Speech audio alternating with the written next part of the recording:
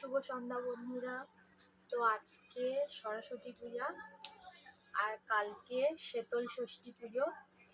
তো তার জন্য আজকে আমাদের গোটা চচ্চড়ি হয়, 9 রকম সবজি, 9টা গোটা গোটা, আর তার সঙ্গে অনেক রকম সবজি কুচে দেওয়া হয়, দিয়ে পান্তা হয় আর একটা চচ্চড়ি হয়।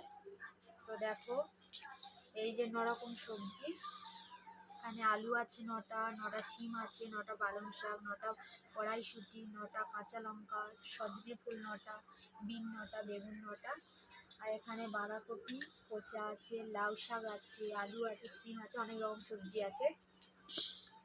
তো কাদের কাদের এই নিয়মটা আছে তো কমেন্টে জানাবে। তো আমাদের এই নিয়মটা আছে, আর যেহেতু আমরা দুজন তার জন্য অল্প, তো যাদের আরো বেশি লোক তাদের আরো অনেক অনেক হয়। তো সবাইকে টাটা।